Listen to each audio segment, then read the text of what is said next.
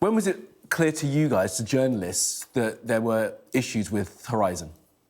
Well, we had a letter from Alan Bates, who's really the lead campaigner of the story, in the early 2000s, around 2003, 2004. But as a single sub-postmaster, it was very difficult for us to do the story at that stage. But when Lee Castleton, another sub-postmaster, wrote to us in 2008, we had a story.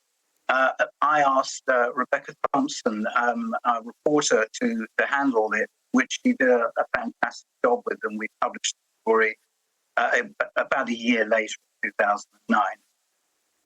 And by that point, you were pretty convinced, I guess the guys in the newsroom could see that the Fujitsu software had some real inherent problems. I mean, I've been looking through some of the reporting, some of the most recent reporting, and it does sort of get into some of the details, but this software wasn't meant to be used for what it ended up being used for, right?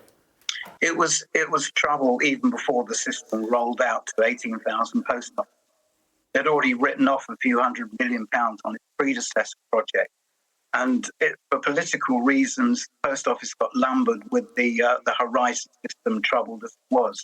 The difficulty is that because there's no reporting, there's no transparency over IT problems on government systems, then it wasn't known that generally about Horizon's problems, that couldn't be proved. Even if a printer goes wrong within government, that's kept secret, let alone a national network system. Had the details of the problems been known at those early stages, 1999, 2000, and had they been published, the Horizon scandal wouldn't have been possible. Because Fujitsu and the post office couldn't have gone to court and said that the system was robust when it was known that it wasn't. Really, it's the dysfunctional Whitehall system that is largely responsible for the scandal. I mean, it does kind of strike me as well that, as you say, there wasn't the mechanisms to report the issues with it, but it's worth sort of thinking about the time that this came in and where we are now. You know, around about that time, I guess that it would have been thought that these kind of computer systems did work properly as they were designed to. We didn't really have or certainly the people that were in charge of it didn't have the scepticism that perhaps they should have had about its potential fallibility.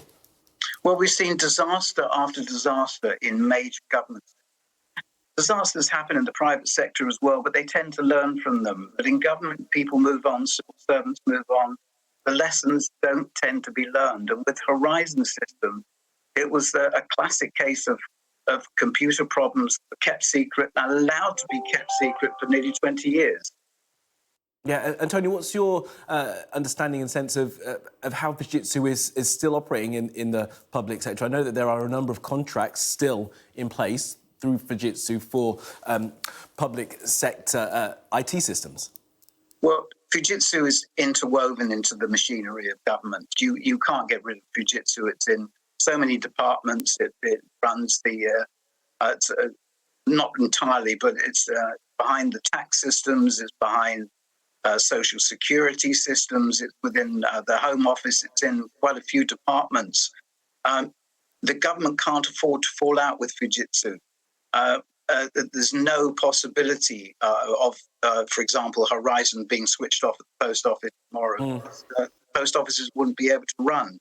Therefore, the Fujitsu doesn't actually have to pay the government, can't be forced to pay the government anything. It may donate money to help compensation, but that will be Fujitsu's decision rather than being forced to do anything. And why do you say that? Contractually, they can't be forced to compensate those who were wronged by their faulty software?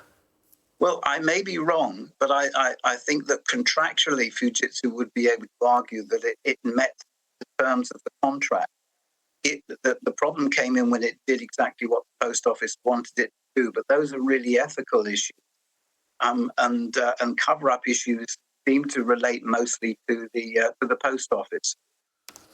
Contractually, the case, it may be very difficult to take the case against Fujitsu when it's got a big team of impressive lawyers who have been collecting evidence from day one of government weaknesses on the case. I don't think the government will want to go into an open courtroom and reveal quite how dysfunctional the Whitehall machine can be. Well, there is still plenty more to run in the inquiry, Tony, so I wonder if we'll see some of that coming out now in light of everything that's happened in the past week or so. Tony Collins, former editor at Computer Weekly, thanks for your time. So thanks for being with us. Thank you.